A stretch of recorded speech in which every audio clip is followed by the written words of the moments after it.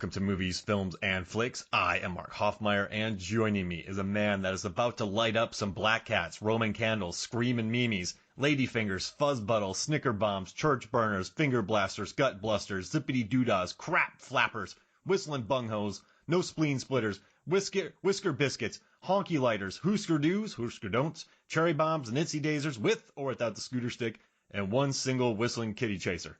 It's Nathan Lay. I love it. Oh man, you did the list. I thought about doing it, but I was like, oh, Mark's got this. That's wonderful. And you know what? I just want to say, you can't have no in your heart. Let's get it on. Let's do it. Life's a garden, dig it. Life's a garden, dig it. My favorite part about that scene with Joe Dirt and Kickin' Wing is I'm a big fan of a film called Smoke Signals. It was written by Sherman Alexie, starring Adam Beach. It's one of my favorite movies ever made. I love it. Hey, Victor. But when they watched that movie, the director was a big fan of that film. And so Dennie Gordon said, hey, get me that guy from Smoke Signals. But there's two guys from Smoke Signals. So she wanted, there's a guy in the movie who's kind of nerdy. He's like real friendly. So she wanted him. But they went, and in her words, they went and got the hot guy, Adam Beach. So she told them, get me the guy from Smoke Signals. There's two guys, so they just took a guess. And they got Adam Beach, who should have been nominated for an Academy Award for Flags Over Fathers. He's amazing in that film. But yeah, so they went and got, as in her words, the hot guy for the film. So they got the wrong one, but he was perfect. Well, they kind of needed the hot guy, though. Like, I think that was a criteria for any and all casting for this movie is, like, we got to look better than Spade and a mullet. Like, you can't have someone that looks worse than that. Like, even Kid Rock was, like, pushing it. Like, it was neck and neck. But it was like early Kid Rock, so he was still kind of, attractive to, to the audience members. So, but I think that was probably something they had to consider. Like, look, we're going to have Spade in this, no one uglier. Like, we have to have everyone at least look better than this guy. When he's standing next to Brittany Daniel and Jamie Presley, who were just jacked in 2001, like they were jacked. And they still are jacked, actually. So it's just funny watching the dynamic between them. Like, it's just funny watching those scenes. But this is a question, Nathan. So you recommended this movie. You wanted to talk about this film. Yeah. And this is a film that Roger Ebert. We ran out of Koteas movies, so we had to move on. That's right. Well, we're going to Walken, who was in The Prophecy with Koteas. Absolutely. So we're moving. Yeah, we're going to do the 6 degrees of Elias Koteas and just keep moving on. Let's do it. So it's interesting because this got 1.5 stars from Ebert. He hates it. This is a movie with dogs' balls being stuck to frozen wood, and they bring out like a knife to cut him off. Pilots moon him. Poop. He eats off of poop.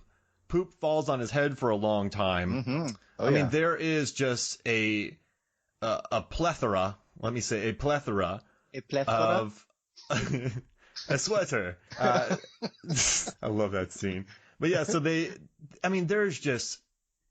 I mean, he tells a woman to flash him. He's getting blown away. He's like, oh, I can see those boobies. Like I mean, this movie there's dog sex. There's just, and even the director's like, this is for PG. This is for 13-year-old kids, she said. Absolutely. But for some reason, it's endearing. I mean, this movie covers all the crass guidelines of cinema. But for some reason, Joe Dirt is just so frickin' plucky that it makes the movie really pleasant and rewatchable, even though it's a series of vignettes. Is that like what draws you to Joe Dirt? Thank you for pronouncing it correctly. It's funny. I haven't sat down and watched this movie in a while until we brought it up. And then I was like, oh, I should watch it. And then I started going through my head, like, when was the last time I watched this flick? Like, how much am I going to remember? And it's funny when I sat down and had the time and just put it on and, didn't have the kids around or any distractions. I felt like I was, back in high school when it came out. Like, all the old jokes went in. I started having flashbacks to like all my friends just quoting it nonstop daily in class. And just like stupid stuff, like Walking Dead, like that's it. Like, I mean, I'm a fan of just like stupid, dumb humor, like Dumb and Dumber. My wife hates it. It's one of my favorite movies just because it's so stupid that you can't help but like it. And I think Joe Dirt is kind of the same way, that it's just so dumb that you have to laugh. You can't, like, it doesn't go too far past the line of that was just like ridiculous and how could they. But yeah, the character himself, like, he is so. I think they mentioned in the movie is he's just like so upbeat. Like it's infinite positivity. And I think that with a character like that, regardless of the movie, if he's the hero, if it's Captain America where he's always looking on the bright side, or whatever, if it's this white trash loser that got abandoned by his parents when he was 8 years old, but is always like looking to help other people, or like the grass is always greener, things are gonna look up. When he's talking to himself in the mirror in the bathroom at the very beginning.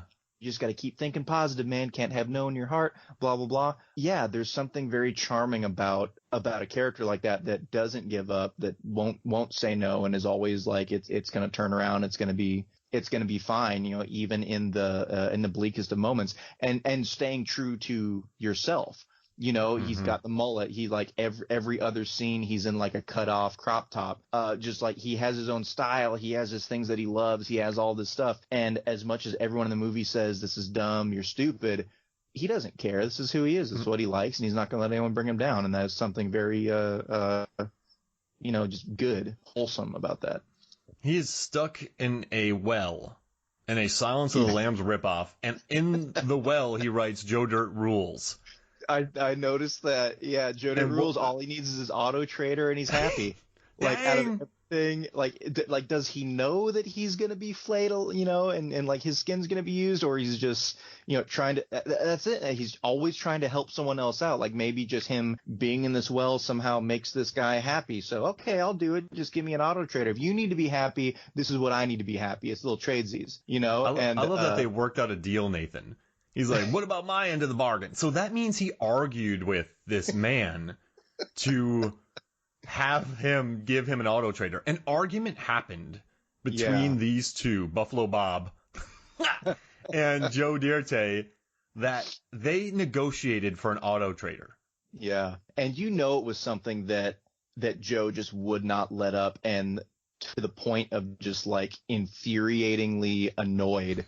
Even if just to shut him up, because he was probably singing Skinner down in that well. It had a nice echo chamber, the acoustics down here, and you couldn't not hear it in that house, I'm sure. And I'm sure it was nonstop of him just, I need this and do that, and why don't you do it, and your dog's over here, and I'm sure it was just like, shut up, here's this stupid 12-cent magazine, here you go. And if it made him happy and gave Bob peace of mind, and then ultimately got him, some sweet Dirte leggings, then, I guess that was a small price to pay. Oh, man. I mean, yeah, it's such a weird scene, and it doesn't really need to happen, but it just keeps showing him moving on with his life. I mean, so he goes through some weird adventures. So, when he's a kid, he starts living in the woods. Then when he's 16, when he gets the turd bomb, or turd meteorite, he goes into town. And then he meets the person with the dog balls that he scoops up. He meets Brittany Daniels' character. Then Brandy, yeah. Yeah, then he works for the tooth marketing. He gets blown away. Then he works in an oil rig. Then he passes out from pesticide. He goes for an Indian tracker. He pretends that something's a bomb, but it's just poop on him for a minute. Then he's living in a boiler room. Then he works at a fair. And I'm a rebel. Balls to the walls. Yeah, just that's like my favorite line reading in this movie. You forgot the best one, Gator Farm. Oh yeah, he worked at the Gator Farm, man. Oh gosh, and like the lowest level of qualifications that you need for any job, like he's done. You just like trying to scrape by and get that $360 for the sketch artist, But yeah, he has those small attainable goals, that eventually work up to the big overall, like, where are my parents? And I think that's something else too. He could. Anything that's huge like that, like I have to find my parents, can be so overwhelming and just disheartening, and can, where do you start? But for him, it was like, okay, I found this meteor, I'm going to cash it in. I did this. I found this dog, I'm going to help him. I got, it's just those little things that, worked him out to get him where he needed to go. Man, it's just like that Gator Farm. I got to tell you, in the 90s and early 2000s, you had Ace Ventura beating up a crocodile. And then you had Happy Gilmore beating up an alligator. Oh, absolutely.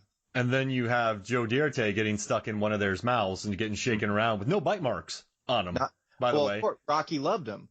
It really played to his strength. Like, this ain't no puppy dog, and Rocky, me and Rocky are friends. Rocky loved him. It's just like in Turner and Hooch. That dog loves you, boy. It's not, he didn't break the skin. Same He thing. still has a cigarette on he still has a cigarette hash on there. Oh my God. How did that not break ever? Like in that entirety of the scene. It was a good, like, what, probably 2 inches long?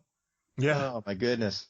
And another thing I like about this character, I was looking through all right, so for me, comedy, Dumb and Dumber, I'll admit is really funny, but they're just so dumb that I can't watch it. I get it. I like it. Yeah. But they're idiots. They're complete. I mean, Joe Dirt has some intelligence. He had a thing fused to his skull. Like, who knows? Like, but I don't know. There's these kind of, like Ace Ventura. He's just super out there, and he plays like the coolest guy alive. Then you get 40-Year-Old Virgin and Knocked Up, which is these kind of, I don't know what they are. Just man-childs. I don't know, Apatowian men. And you just get these, like, or Tomcats, or Saving Silverman, or Freddy Got Fingers, and One Night at McCool's, like American Pie. Just very boisterous, like jockish, like driven by sex, that kind of stuff. And then you get little Joe Dirt in a PG-13 movie, writing Joe Dirt rules on a well. And just, he's like, that's a town there, you're going to be mean to me there. There's a couple points in this movie I didn't like. When he made the lady flash him, but, I mean, I guess it's very 2001, but it's just not, I don't know. That felt very mean of him. I know I'm saying that with hindsight, and my 13-year-old self is like, yeah. But now you're thinking, he forced that lady to do that. Not cool, Joe Dirt. Even though it's 2001, that was an insane time. But yeah, this was insane. We're getting old. But that's when I graduated from high school. I thought about that too. That it was one again. It's just kind of that his true to his character and going through it. And it's like, well, one thing before we get to that, I want to ask you a question about that scene in particular, because they had this big A-bomb, which was a sanitation tank, and they or septic tank, and then they brought it in, and he had it completely strapped to himself, like backpack style, in duct tape. That means they had to like haul this thing in, get him up on that box, and then was Kicking Wing just like strapping him in as he was sitting there with the hammer, like giving a big speech before we got into it? Because that would have taken a while with the amount of duct tape that they used. How long do you think it took them to strap him to that? I'm going to say a good 8 to 9 minutes. Yeah, because they both have to carry it in. Yeah. They had to carry it in, and like people are just sitting there watching it. Like there's no real threat. I'm sure they're just like, what's going on? Is this, is this a flash mob? Like what's happening? I don't know. But like that, they sat there, like there was a lot of people in that place. Like no one thought to be like, I'm going to get out of here. This is weird. But going back to that, to that portion, like it's just like he's in this thing. Like he's either going to get what he wants or he doesn't. He might get arrested. In that situation, why not see some boobies? If he can get it. But again, I think that was just like, when he's talking about like, I like Skinner, I like Zeppelin, I like Van Halen, not Van Hagar. It's just like one of those things that I think if he's ever in a situation where he can be that 16-year-old kid and like, can I see some boobies? It's, he would take it. He does revert to that, let's talk with my fists. Yeah. I can see down your shirt. Just like little, and how he talked with Jamie Presley's character Jill is like, how did that work? Like when he's one of the lines that I actually noticed. He's a hard ass pterodactyl. Is a hard ass pterodactyl. I never put that together when I watched it before. When he was like, I'm like a bird, almost like a hard ass pterodactyl. Because all you hear is like the caca and her reaction to it. And how does that work? Like, I know, they're both white trash in that situation. So it's like, simpatico, they're speaking the same language. You're on the same wavelength and, even keel. But like this time more so than any other time I watched it, I was like, how in the hell did like all of the like BS he was spouting like worked for this woman? It's just, it's crazy. And that's the only time he ever does it, because he's normally not like that around other people. Yeah, there were like 2 or 3 other times that he tried to like turn on the charm. One was with the teacher